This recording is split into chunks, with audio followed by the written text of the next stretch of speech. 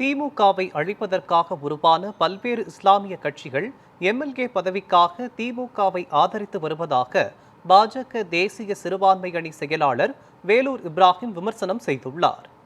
திருச்செந்தூர் தொகுதியில் தேசிய ஜனநாயக கூட்டணியில் பாஜக சார்பில் போட்டியிடும் ராதாகிருஷ்ணனை ஆதரித்து பாஜகவின் தேசிய சிறுபான்மை அணி செயலாளர் வேலூர் இப்ராஹிம் பிரச்சாரம் செய்தார். காயல்பட்டினம் பகுதியில் பிரச்சாரம் மேற்கொண்ட அவருக்கு தொண்டர்கள் மற்றும் கூட்டணி கட்சியினர் உற்சாக வரவேற்பளித்தனர்.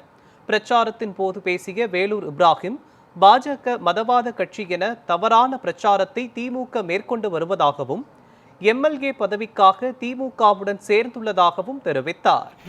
இஸ்லாமிய மக்களே, ஒரு கையில் திருக்குரானை வைத்துக் கொள்ளுங்கள், உங்களுடைய ஆன்மீக நம்பிக்கை.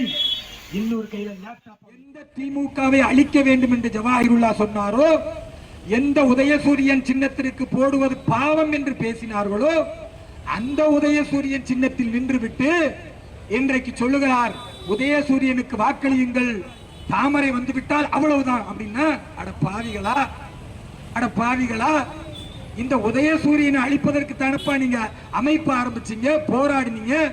பின்னால பல்லாயிரக்கணக்கான பேர் போராடி சிறைக்கு போனானே. நீ 2 எம்எல்ஏ சீட்டு வாங்குறதுக்கு இஸ்லாமிய சமூகம் பலியாகணுமா? அதை விட கொடுமை சொல்றேன்.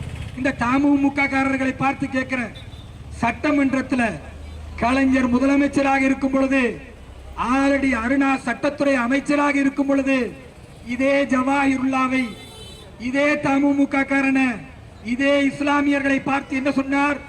முஸ்லிம் தீவிரவாதிகள் என்று சொன்னார். பாஜக சொல்லல, நரேந்திர மோடி அவர்கள் சொல்லல. தமிழகத்தில் இங்க இருக்கிற தொப்புள் கொடி இந்து சொந்தங்கள் யாரும் முஸ்லிம் தீவிரவாதி என்று சொல்லல. ஆனா முஸ்லிம்களை பாதுகாக்கக்கூடிய பாதுகாவலன் என்று அன்றைக்கு கருணாநிதியும் இன்றைக்கு ஸ்டாலினையும் நம்பக்கூடிய எனதருமை இஸ்லாமிய சொந்தங்களே, சட்டமன்றத்தில் நின்று கொண்டு கலைஞர் முன்னிலையில் தமுமுக ஒரு தீவிரவாதி, முஸ்லிம்கள் ஒரு தீவிரவாதிகள் என்று சொன்னது கலைஞர் கருணாநிதி, ஆலடி அருணா திமுக ஆட்சியில். அந்த அயோக்கியர்கள் பின்னால போய் நீ நிக்கிறன்னா, ஒன்னு நீ தீவிரவாதியாக இருக்கணும், அல்லது நீ யோக்கியமான இருந்தா திமுக விட்டு தூக்கி எறிஞ்சிட்டு வந்திருக்கணும்.